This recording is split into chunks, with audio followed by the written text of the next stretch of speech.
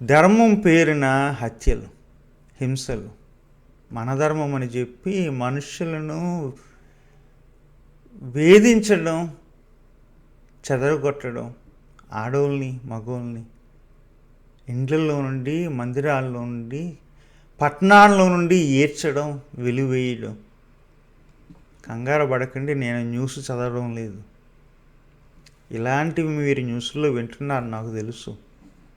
కానీ ఈరోజు మన మనస్సులో దేవుని వాక్యం అపోస్తుల కార్యాలు 7వ అధ్యాయము 54వ వచనం నుండి 60వ వచనం వరకు ధ్యానిద్దాము. ఎందుకు జాగ్రత్తగా చదవమంటున్నాను, ఎందుకు ఇది న్యూస్ కాదు అంటున్నానంటే, గత దాదాపు 30 సంవత్సరాల పైబడి మనలో మౌఢ్యం, ఉన్మాదం, మూర్ఖత్వం మతం పేరున, ధర్మం పేరున, మందిరాల పేరున పెరుగుతుంది. కానీ 2 సంవత్సరాలుగా మన తెలుగు రాష్ట్రాల్లో, మరి ముఖ్యంగా ఆంధ్ర రాష్ట్రంలో ఎప్పుడూ లేనంత ఉన్మాదపు విషం ప్రబలిపోతుంది.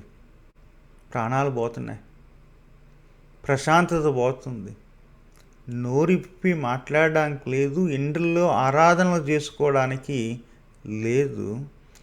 ఈ న్యూస్లన్నీ వింటున్న మనకి ఒక్కొక్కసారి వాక్యం చదివినప్పుడు కంగారు పడే అవకాశం ఉంది. గమనించండి, నేను ఒప్పుకుంటాను. ప్రస్తుతం అనేది గతాన్ని గురించి చదివినప్పుడు ఒక కిటికీ, ఆహా ఇలా వాళ్ళు జరిగిందన్నమాట అని మనకు కలిగిన ఆ యొక్క అనుభవాలు, భావాలు గతానికి ఆపాదించి అర్థం చేసుకోవడానికి, వాళ్ళు మనలాంటి వాళ్ళే కదా అన్నదానికి ఉపయోగపడుతుంది. ఇదొక కిటికీ. కానీ ప్రస్తుతం అనేది గతాన్ని అర్థం చేసుకోవడానికి ఒక్కొక్కసారి వేసేసిన తలుపు అయిపోద్ది. వాళ్ళకు కూడా ఇలాగ జరిగింది, ఇప్పటిలాగే జరిగిందేమో, వాళ్ళకున్న భావాలు మనకున్న భావాలు ఒకటేనేమో, అనుభవాలు ఒకటేనేమో అని అనుకుంటా. మర్చిపోకండి, అప్పటి పరిస్థితులు, ఇప్పటి పరిస్థితులు, మనుషులు ఒక రకాలైన, పరిస్థితులు వేరు. కాబట్టి ప్రస్తుతాన్ని, గతం మీద మన రుద్దకూడదు. గతాన్ని గతంగా గౌరవించాలి. కాస్తో కూస్తో తొంగి మర్యాదగా ఆ చరిత్రలోనికి చూడాలి. ఇక్కడ అపోస్తల కార్యంలో 7వ అధ్యాయంలో 54 నుండి 60 వరకు జరుగుతుంది ఏంటి? ధర్మం పేరున హత్య. ఇక్కడ ఎవరెవరు ఉన్నారు? స్టెఫన్ ఉన్నాడు కథలో, సౌలు ఉన్నాడు, మహాసభ పెద్దలు, శాస్త్రులు, ప్రధాన యాజకుడు, విదేశాల నుండి తిరిగి వచ్చిన యూదులు, మాటలో చెప్పాలంటే మోక. ఈరోజు నేను వాళ్ళందరి గురించి చెప్పడం లేదు, కానీ అందరినీ పరిచయం చేస్తాను. మరి ఎవరి గురించి చెప్తున్నారండి? జాగ్రత్తగా, ఓపికగా వేచి చివరి వరకు చూడండి. ఈరోజు అపోస్తల కార్యాలు 7వ అధ్యాయం దగ్గరికి వచ్చినప్పటికీ మన మనస్సు ఒకరి వైపు పెట్టం, వాళ్ళ గురించే మాట్లాడుతున్నాను. మరి ఇంకా యాక్టర్లు ఎవరున్నారండి ఇందులోని? ఏం జరుగుతుంది అప్పుడు కానీ ఇప్పుడు కానీ ఏం జరుగుతుందంటే, గొప్ప హింస అని వ్రాయబడి ఉంది. అపోస్తల కార్యం 6వ అధ్యాయము 1వ వచనం. గొప్ప హింస అని ఆ కారణము 6వ అధ్యాయం 1వ వచనంలో, 8వ అధ్యాయం 1వ వచనంలోనేమో గొప్ప హింస అంటాడు. దానికి కారణం 6వ అధ్యాయం ప్రారంభంలో అంటాడు. దానికి కారణం ఏంటంటే, ఇదిగో శిష్యుల సంఖ్య విస్తరిస్తుంది అంటాడు. అంటే శిష్యుల సంఖ్య పెరుగుతున్నప్పుడు శిష్యుల మీద హింస పెరుగుతుంది. సో ఈ రోజుల్లో క్రైస్తవుల మీద కానీ మిగిలిన మైనారిటీల మీద కానీ హింసలు రావడానికి కారణం ఏంటంటే నెంబర్స్, అంకెలు పెరుగుతున్నాయి. అది కొంతమందికి అభద్రత, భయాన్ని తెస్తుంది. అందుకనే ఈ హింసలు. సో 6వ అధ్యాయం 1వ వచనంలోనేమో విస్తరిస్తున్న శిష్యులు, కొంతమంది యాజకులు, మందిరంలోనూ యాజకులు కూడా శిష్యులు అయిపోతున్నారట. ఇంకా థ్రెట్ ఇది, ఇంకా బెడదగా ఉంది. 8వ అధ్యాయంలో అంటాడు, 1వ వచనంలో, అందుకనే హింస పెరుగుతుంది అని అంటాడు. అదండి కాంటెక్స్ట్. అక్కడ ఒక వ్యక్తిని మొదటిసారి పరిచయం చేస్తాడు లూకా. ఎవరంటే సౌలు, యవనస్తుడు, మగాడు, మహామగాడు, మౌఢ్యుడు, ఉన్మాది, మూర్ఖుడు. ఎంత మూర్ఖుడంటే ఆడ మగ తేడా లేకుండా ఈడ్చుకు వస్తున్నాడంట మనుషుల్ని వాళ్ళ ఇండ్లలోనికి. వాడిని డిస్క్రైబ్ చేస్తూ ఏమంటాడంటే, ఇండ్లలోనికి చొచ్చుకుని పోయి స్త్రీ పురుషులను ఈడ్చి కోట్లకి తీసుకెళ్ళి హింసిస్తున్నాడు, సంఘాన్ని పాడు చేస్తున్నాడు. ఇవన్నీ చెప్తుంటే మీకు కోపం వస్తుంది కదా. కోపం రావడం సహజమే. కోపపడండి, ప్రశ్నించండి, ద్వేషించొద్దు. సంఘాన్ని కానీ మిమ్ములను కానీ ఎవరు పాడు చేసినా, ఎవరు హింసించినా, మన ప్రాణాలు ఎవరు తీసినా కోపడండి, ప్రశ్నించండి, కానీ ద్వేషించొద్దు. కారణం, సౌలు అన్నాం కదా, మౌఢ్యుడు అన్నాము, ఉన్మాది అన్నాము. తిను తర్వాత అధ్యాయాల్లో మారతాడు, అపోస్తులుడు అవుతాడు, సంఘాన్ని కట్టేవాడుగా, సంఘాలను స్థాపించేవాడుగా మారతాడు. ఇప్పుడు అర్థమైంది కదా. ఎంత మౌఢ్యులైనా, ఎంత ఉన్మాదులైనా, ఎంత మూర్ఖులైనా ఎందుకు ద్వేషించొద్దు అంటున్నానంటే, దేవుని యొక్క ప్రణాళికలో వాళ్ళకి భవిష్యత్తు ఉంది. దేవునికి వాళ్ళు ఎప్పుడోకప్పుడు ఉపయోగపడతారు. అందుకనే వాళ్ళ ప్రాణం తీసినంత మాత్రాన వాళ్ళ ప్రాణాలు మనం తీయకూడదు. సమయం అవ్వండి. వాళ్ళకే కాదు, దేవునికి సమయం ఇస్తే దేవుడు వారిని ఎప్పుడోకప్పుడు మార్చుతాడు, ఉపయోగించుకుంటాడు. ఏం జరుగుతుంది? 7వ అధ్యాయంలో ఒక కోర్ట్ సెట్టింగ్, మహాసభ, పంచాయతీ అంటాం. మన ఊర్లో పంచాయతీ అంటాం కదా. తీసుకొచ్చారు. పంచాయతీలు ఎవరున్నారు చెప్పాను కదా, పెద్దలు, శాస్త్రులు, ప్రధాన యాజకులు, ఏదో వివిధ దేశాల నుండి వచ్చిన యూదులు ఉన్నారు. ఆ పంచాయతీ కాబట్టి, కోర్టు సెట్టింగ్ కాబట్టి ఆరోపించేవారు ఉంటారు, డిఫెండ్ చేసుకునేవారు ఉంటారు. ఆరోపించేవారు ఎవరు? అక్కడ రాయబడి ఉంది ఏంటంటే, కొంతమంది స్వేచ్ఛ పొందిన వారు, సభవారు ఉన్నారంట. వాళ్ళతో సభ, స్వేచ్ఛ పొందిన సభ. ఓకే, మన శానా అందాం. స్వేచ్ఛ పొందిన వారి యొక్క సభ. ఎవరు వీళ్ళు ఎవరంటే,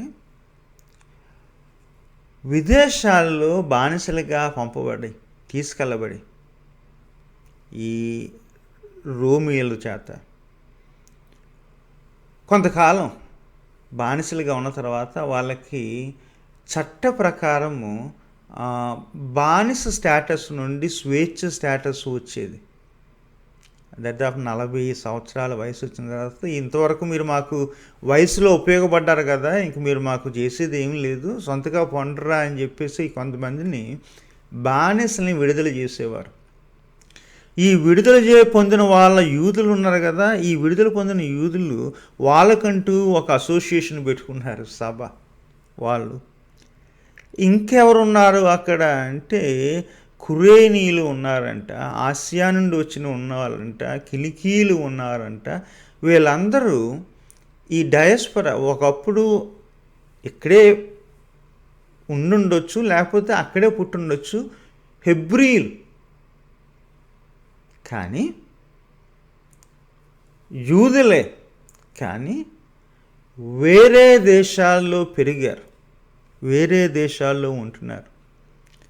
అప్పుడు ఇప్పుడు కూడా ఏంటంటే దేశానికి దూరం అయ్యే కొలది జాతి పిచ్చి పెరుగుతుంది. అందుకని నేనున్న దేశంలో నాకు చాలామంది ఇండియన్స్ కనబడుతుంటారు, తెలుగు వాళ్ళు కూడా. జై జై అని చెట్టు కొన్ని పేర్లు చెప్తుంటారు. అక్కడ ఉందో లేదో తెలియదు, కానీ ఆ జాతి పిచ్చి ఇక్కడికి వచ్చిన తర్వాత వాళ్ళకి పెరిగింది. ఏ దేశం ఎరిగినా, ఎందుకు ఆడినా, మరి ముఖ్యంగా విదేశాలు వెళ్ళినప్పుడు ఈ పిచ్చి పెరిగే అవకాశం ఉంది. వీళ్ళు ఏ దేశాల నుండి వచ్చినా ఈ యొక్క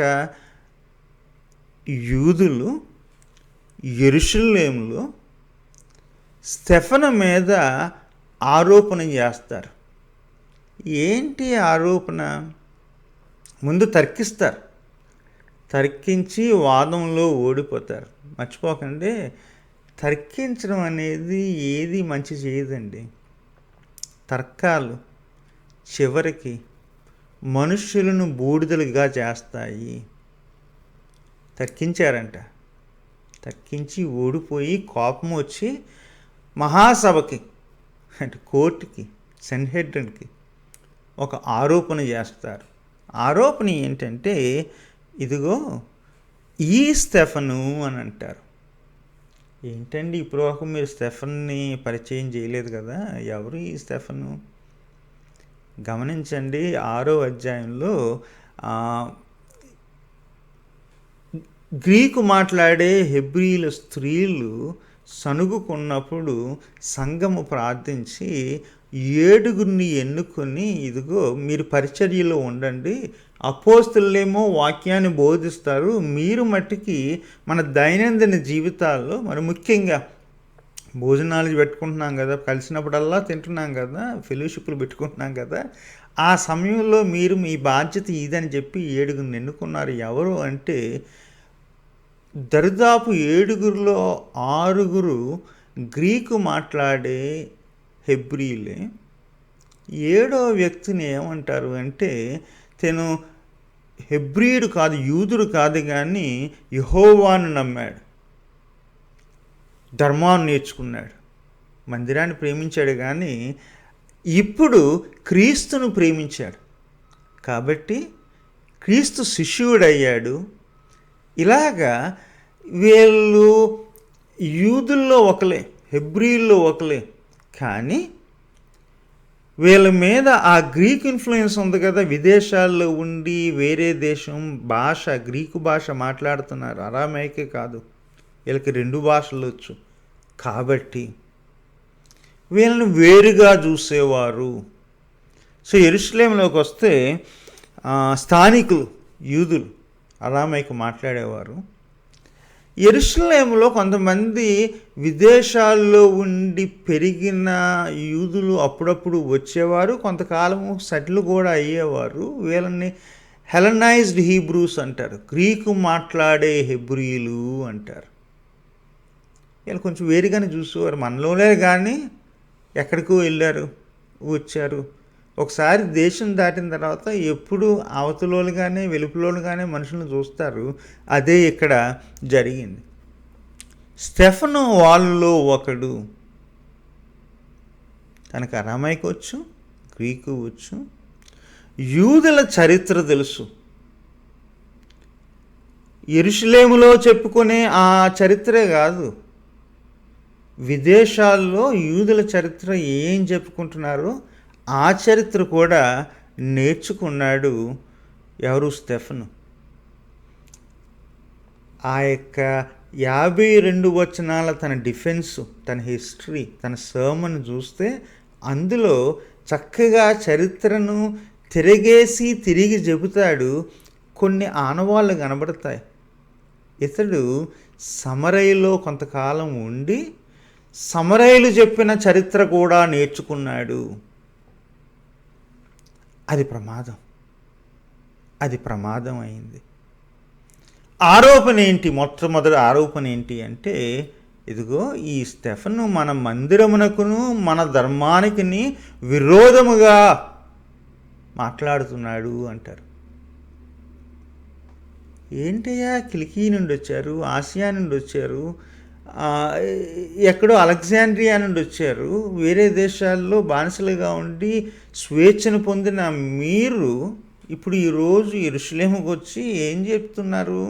మన మందిరముకు వ్యతిరేకముగా అంటున్నారు, మన ధర్మమునకు వ్యతిరేకముగా అంటున్నారు. ఇంకొక మాట ఆరోపణలు ఏంటంటే, ఇదిగో మన చోటును పాడు చేసిన ఆ నజరేయుడైన యేసుని గురించి మాట్లాడుతున్నారు అని చెప్పి మన మన మన మన మందిరం, మన ధర్మం, మన చోటు అని వీళ్ళు జాతీయ భావాలు పుట్టించి స్టెఫను మీద ద్వేషాన్ని పెంచుతున్నారు, ఉపయోగిస్తున్నారు. ఆ రోజుల్లో అప్పటికే అన్యజనులకి విసిగిపోయిన, రోమీలకి విసిగిపోయిన యూదులకి ఆల్రెడీ ఆ యొక్క జాతీయ భావాలు ఉండేవి. ఎవరైనా బయట నుండి వస్తే కాస్తో కోస్తో వేరుగానే చూసేవారు, ద్వేషం ఉండేది. ఇప్పుడు వీళ్ళు యూదులు బయట నుండి వచ్చారు, వీడేదో వింతగా మన మందిరాన్ని కాదంటున్నాడు, మన ధర్మాన్ని కాదంటున్నాడు, మన చోటుని పాడు చేస్తున్నాడు అని మన అనే కార్డుని ఉపయోగించారు. ఎస్, ఆరోపణ క్లియర్ అయిపోయింది. అప్పుడు పెద్దలు అడిగారు, ఏదో స్టెఫను ఏదో అంటున్నారు కదా, మరి నువ్వేమంటావు, నిజమేనా అని అవకాశం ఇచ్చారు డిఫెన్స్కి. మొదలెడతాడు. 52 వచనాలు పొడుగాటి ప్రసంగాన్ని చేస్తాడు. నా మాటల్లో ఇది ప్రసంగం చరిత్రతో కూడిన ప్రసంగం. అబ్రహాము గురించి, యోసేపు గురించి, మోషే గురించి, యేసయ్య గురించి ప్రస్తావన, పూర్వీకుల గురించిన ప్రస్తావన చేస్తాడు. అక్కడ ఒక థీమ్ ఉంటుంది. ఇదిగో అబ్రహాముని కానీ, యోసేపుని కానీ, మోషేని కానీ సొంతోలే తిరస్కరించారు అంటాడు. చివరిలో అంటాడు, వాళ్ళు మన పూర్వీకులు, మనం కూడా అలాంటి వాళ్ళమే కదా, సొంతోళ్ళై ఉండి మీరు నన్ను తిరస్కరిస్తున్నారు అన్న అర్థం వచ్చేలాగా మాట్లాడతాడు. మన మన మన అంటున్నారు కదా, మన పూర్వీకుల్ని తిరస్కరించింది ఎవరో కాదయ్యా, అన్యులు కాదు, బయటోళ్ళు కాదు, మనమే, మన పూర్వీకులే అని చెప్పి జ్ఞాపకం చేస్తారు. చెప్పి తిరస్కరించబడిన మన పూర్వీకులతో దైవం ఉన్నాడు. ఇది కొంచెం ఇబ్బంది ఉంది. ఏంటి, మనతో ఉండాలి కదా దైవం, తిరస్కరిస్తున్న మనతో ఉండాలి కదా. తిరస్కరించబడిన అబ్రహాముతోనూ, యోసేపుతోనూ, మోషేతోనూ ఉండడం ఏంటి? తిరస్కరించబడిన వారితో దైవం ఉన్నాడు అంటే కొంచెం కష్టమైంది, ఇబ్బంది అయింది. తర్వాత అదే యొక్క ఆ చరిత్రలో, ఇది చరిత్ర ప్రమాదం, ప్రాణాలు పోతుంది, ప్రాణాలు తీస్తుంది. అందుకనే నేను చరిత్ర చదవమని చెప్తుంటాను మాటి మాటికి. చరిత్ర చేయాలి. ఇక్కడ తను చెప్పిన చరిత్రలో ఓ మాట చెప్తాడు, ఇదిగో మన పూర్వీకులు షెకేంలో వాళ్ళ యొక్క శవాలకి సమాధి దొరికింది అని చెబుతాడు. షెకేం కనెక్షన్ కొంచెం ఇబ్బందిగానే ఉంది. షెకేం అనేది సమరయులకి కేంద్రం. ఏటయ్యా, మన పూర్వీకులు ఏంటి, మన యూదులం ఏంటి, మన పూర్వీకులకి ఆ సమరయుల్లో నీడ దొరకడం ఏంటి, మన బాడీస్కి సమాధి దొరకడం ఏంటి? నీ చరిత్ర ఎక్కడో దెబ్బతింది, నువ్వు ఎక్కడో చరిత్రను నేర్చుకున్నావు. సమరయేలు దగ్గర ఆ చరిత్ర నేర్చుకుని మాకు చెప్తున్నావా అని, ఆహా, ఆ తక్కువల దగ్గర చరిత్ర నేర్చుకుని ఎక్కువలైన మాకు, అగ్రువైన మాకు చరిత్ర చెబుతున్నావా అని చెప్పేసి ఇంకా కోపం వచ్చింది. షెకెం కనెక్షన్. ఇంకొక కోపానికి మరొక కారణం ఏంటంటే, ఇంకా చాలా కారణం ఉన్నాయి, మీకు కొన్ని చెప్తున్నాను. ఏంటి అంటే, అప్పటికే మందిర పూజ జరుగుతుంది. అంటే లూకా రాశి లోపలికి మందిరం లేదు, కానీ ఈ తగువు జరుగుతుంది కదా, పంచాయతీ జరుగుతుంది కదా, అప్పటికే మందిరం ఉంది. వీళ్ళ జాతీయ భావాలకి చిహ్నం ఏంటంటే మందిరమే. ఈ మహాసభ వాళ్ళకి ఏమంటారంటే, అధికారం ఇచ్చేది, ఆధిపత్యాన్ని ఇచ్చేది ఏంటంటే మందిరమే. శాస్త్రులకి, సద్దుకైలకి, ప్రధాన యాజకులకి జీవనోపాధి ఎక్కడి నుండి వచ్చేదంటే మందిరం నుండే వచ్చేది. ఇప్పుడు ఆ మందిరం గురించి మాట్లాడతాడు. అంటాడు, మోషే సమయంలో మనకి సాక్ష్య గుడారం ఉండేది, అందులో దేవుని యొక్క ప్రసన్నత ఉండేది. కోర్స్ దావీదు దేవుని చెప్పినట్టే, సొలొమోను మందిరం. కానీ సొలొమోను ప్రార్థన చేశాడు, ఏమంటాడంటే, ఈ మందిరం దేవుణ్ణి పరిమితం చేయలేదు, మందిరానికి దేవుడు పరిమితం కాదు అని సొలొమోను చెబుతాడు అని చెప్పి. ఇంకా కోపం. ఎందుకంటే వాళ్ళకి ఇది బచ్యం పెట్టడమే కాదు, మందిరం ఒక విగ్రహం అయిపోయింది. ఈ రోజుల్లో మన తెలుగు రాష్ట్రాల్లో మనలో చాలామందికి మన మందిరాలు విగ్రహాలు అయిపోయినాయి. కొంతమందికి ఏమో మందిరాలు రాబడికి, ఆదాయానికి ఆధారాలు అయిపోయినాయి. మరికొందరు ఏంటంటే, ఇదిగో అది నాకు ఆదాయము, నాకు రాబడి కాబట్టి, కొంతమందికి నేను ఏం చెప్తానంటే, దేవుని కలవాలంటే మందిరానికి రావాలని చెప్పి మందిరాలు వింత వింత పెద్ద పెద్ద మందిరాలు కట్టి దాన్ని మందిరాలనే పూజిస్తున్నారు. మందిర పూజ జరుగుతుంది ఇప్పుడు. అప్పుడు ఈ పెద్దలకు కోపం వచ్చింది. ప్రధాన యాజకుడి దగ్గరికి వచ్చి, ఇదిగో మందిరంలో లేడు, ఒకప్పుడు సాక్ష్యపు గుడారంలో ఉన్న యెహోవా ఇప్పుడు మందిరానికి పరిమితం కాలేదు అని చెప్తే కోపం రాదా? చెప్పుకొచ్చి, ముష్కరులారా, మీకు అర్థం కాదు, మీ మెడలు వంగు, స్టిఫ్ నెక్డ్, వంగే మెడలు కాదు, అర్థం చేసుకుని మీ హృదయాలు కానీ మీ చెవులు కానీ సున్నతి కాలేదు. ఇదిగో ధర్మానికి వ్యతిరేకంగా మాట్లాడింది నేను కాదు, ధర్మానికి విరోధులు మీరే అని రుజువు చేస్తాడు చరిత్రను తీసుకొచ్చి. అప్పుడు ఇప్పుడు మీ పూర్వీకులే కాదు, మీరు కూడా దేవునికి విరోధులు, దేవుని కార్యానికి విరోధులు, దేవుని పంపించిన ప్రవక్తలను తిరస్కరించారు అని చెప్తే 2 రియాక్షన్స్. తేరు చూస్తున్నారు, ప్రసంగిస్తున్న స్టెఫనులో దూత ముఖము కనబడింది. గమనించలేదు, కానీ ధర్మాన్ని తెచ్చిన మోషేలో ఆ వెలుగు కనబడింది. గమనించారో లేదో కానీ ఈ స్టెఫను మోషేనే కాదు, ఆరోహణుడైన ఆ యేసయ్య మహిమను చూస్తున్నాడు. ఆ మహిమ ప్రతిబింబం స్టెఫనులో కనబడింది. మరి వేళ ఏం జరిగింది అబ్బాయి చెబుతా, జాగ్రత్తగా వినండి. 54వ వచనంలో కోపంతో మండిపడ్డారంట. మనోభావాలు గాయపడ్డాయి అని అంటాం కదా ఈ మధ్యలోని, అలాంటిది ఏదో జరిగింది. మనోభావాలు గాయపడమే కాదు, గుండెలు పగిలిపోయినాయి వీళ్ళకి. అంటే వీళ్ళకి ఇటు మానసికంగానే రుగ్మత ఉంది, శారీరకంగానే రుగ్మత ఉంది. ఉన్మాదం అనేది గమనించండి, అదొక రుగ్మత. మానసికంగాను శారీరకంగాను ఉన్మాదులనే చంపుతుంది. అదే జరుగుతుంది ఇక్కడ. కోపం వచ్చిందంట, పండ్లు కొరికారు. పండ్లు ఎవరు కొరుకుతారో హెబ్రీ లేఖనాల్లో దుష్టుల గురించి చెబుతారు. మత్తయి సువార్తలో దేవుని రాజ్యం నుండి బయట ఉన్న వాళ్ళ గురించి చెబుతాడు. పళ్ళు కొరికారు. పళ్ళు కొరికి ఏం చేశారు? తన మీద పడబోతున్నారు. అప్పుడు స్టెఫను వాళ్ళ వైపు చూడలే, ఆకాశం వైపు చూశాడు.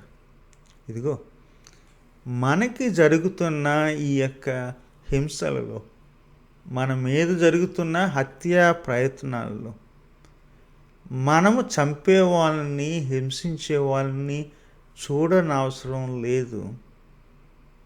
ఆకాశం వైపు చూద్దాం. ఏంటండి ఇలాగంటున్నారు, అంత ధైర్యం ఏంటని చెప్పి. స్టెఫను చేసింది అది. వాళ్ళని చూస్తే మరలా వాళ్ళని మనం చంపితే బాగున్ను, హింసిస్తే బాగున్ను, ద్వేషిస్తే బాగున్ను అని అనిపిస్తుంది. ఆకాశం వైపు చూస్తే ఎవరు కనపడతారు? సిలువ వేయబడిన, హింసించబడిన, చంపబడిన మనుష్య కుమారుడు దేవుని కుడి పక్కన నిలుచుండి కనబడ్డాడు. ఆయన నిలుచున్నాడు కాబట్టి మనము పడిపోము. ఆయన నిలుచున్నంతకాలము మనం నిలుచుంటాము. అదే మన ధైర్యం. ఆయన ఎల్లప్పుడూ నిరంతరం నిలిచే ఉంటాడు. అందుకనే మనం ధైర్యంగా ఆయన వైపు చూద్దాము. చెవులు మూసుకున్నారంట. ఏకంగా స్టెఫను మీద పడ్డారంట. ఏకంగా అన్న పదం ఉంది కదా, వీళ్ళు ఎప్పుడూ ఏకం కాదండి. చంపడానికి ఏకం అవుతారు. ఏదో దేశాల నుండి వచ్చారు, ఆ రోజు యెరూషలేములో కలిశారు, పట్టణంలో ఉన్నారు. ఇప్పుడు ఏకంగా ఒకలైపోయారు. మంచి చేయడానికి ఏకం కాలేరు, కీడు చేయడానికి ఏకం అవుతారు. జాతులు, కులాలు, ప్రాంతాలు కూడా మర్చిపోతారు. కీడు అనేది మనుషుల్ని కలుపుతుంది, అలాగే కలిపింది. ఏం చేశారు? స్టెఫనుని పట్టణం వెలుపలకు తీసుకెళ్లారు. మళ్ళీ ఊళ్ళో చంపితే కీడు. వాక్యానుసారంగానే ఇక్కడ మళ్ళీ వీళ్ళకి లేవీ కాండం కావాలి. రాళ్ళు రువ్వి అంటే ఇవి దేవదూషణ చేశారు కాబట్టి రాళ్ళు రువ్వు చంపాలని ఎక్కడో ఉందంట. అది మళ్ళీ అక్కడ కూడా వాక్యమే. చంపారు. చంపే హక్కులకు ఉందా? లేదు. చంపింది ఎవరు? నిజానికి ప్రధాన యాజకుడు, సభ సభ్యులు, పెద్దలు, శాస్త్రులు, వాళ్ళకి చంపే హక్కు లేదు. వాళ్ళు అక్కడ ఉండే ఉంటారు. కానీ సాక్షులు మూక, ఇక మాకు చట్టంతో పని లేదు, ధర్మంతో పని లేదు, చట్టాన్ని కాదన్నారు, ధర్మాన్ని కాదన్నారు, ఇక సొంతంగా మాకు వాక్యానుసారం అని చెప్పి ఊరావతలకి తీసుకెళ్ళి రాళ్ళు రువ్వి చంపేశారు ఈ మూక. చంపేస్తున్నప్పుడు స్టెఫన్ ఏం చేశాడు? యూదులు ప్రతిదినం పడుకునే ముందు చేసేది చేశాడు. తన ఆత్మను ప్రభువునికి, దైవానికి అప్పగించాడు. నిద్రపోయే ముందు అనుకునేవారంట, ఇక ఈరోజు చాలు దేవా, నా ప్రాణాన్ని నువ్వు జాగ్రత్తగా చూసుకో, మళ్ళీ రేపు నాకు ఇయ్యి అని చెప్పి ప్రార్థన చేసేవారంట. కీర్తనలు 31:5లో ఆ ప్రార్థననే సిలువ మీద ఉండి యేసయ్య చేశాడు. అగస్టీన్ 4వ శతాబ్దంలో అంటాడు, ఆ ప్రార్థన చేసినప్పుడు స్టెఫను ఆ సిలువ దగ్గర, యేసయ్య సిలువ దగ్గర ఉన్నాడేమో అంటాడు. నిజం కాకపోవచ్చు, అది అగస్టీన్ యొక్క ఊహ. ఆ ప్రార్థన యేసయ్య చేసిన ప్రార్థన. తన ప్రాణాన్ని దైవానికి అప్పగించాడు. మరలా ఇంకొక ప్రార్థన, మక్కబీ తన ప్రాణాలను తీస్తున్నప్పుడు తన కొడుకులకు చెప్తాడు, ఒరే వాళ్ళు అన్యజనులు వాళ్ళ అంతాన్ని, మీరు హంతకుల యొక్క అంతాన్ని చూడండి రే అని కొడుకులకు చెప్తాడు. వాడి చివరి ప్రార్థన అది. యేసయ్య చివరి ప్రార్థన ఏంటి అంటే, ఇదిగో వీళ్ళు ఏం చేస్తున్నారో వీళ్ళకి తెలియదు కనుక మన్నించు అని చెప్పి. చివరిలో ప్రార్థన చేసుకునే అవకాశం ఆ రోజుల్లో యూదులకి అలవాటు ఉండేది. చనిపోయే ముందు తెలిస్తే ఏం చేసి చిన్న ప్రార్థన. ఇలా అవకాశం కూడా ఇచ్చేవారు. ఓకే, నీ ప్రార్థన చేసుకో అంటే, నువ్వు చెడిపోయినోడివి, చస్తున్నావు కదా, క్షమాపణ కొరకు అడుగు అని చెప్పేసి చంపేవాళ్ళు అనేవారు. ఆ ప్రార్థన, నేను చెడిపోయినోడిని కాదు, నేను దోషిని కాదు, మీరే దోషులు, దేవా ఈ పాపం వాళ్ళ మీదకి తీసుకురావద్దు అని ప్రార్థించాడు. హతసాక్షులు చాలామంది. ఎవరు? యెరూషలేములో యాకోబు, మన యాకోబు పత్రిక చదువుతాం కదా, తను కూడా చనిపోయేటప్పుడు ఇదే ప్రార్థన చేశాడంట. యేసయ్య నేర్పిన ప్రార్థన. స్టెఫను తన జీవితం ద్వారా, తన మరణం ద్వారా దేనికి సాక్ష్యం ఇచ్చాడు అంటే, క్రీస్తే ప్రభువు అని, క్రీస్తులో జీవము అని, క్రీస్తులో క్షమాపణ అని. ఆ క్రీస్తే ఈ కథకు కేంద్రం. ఉంటాను మరి, సెలవు.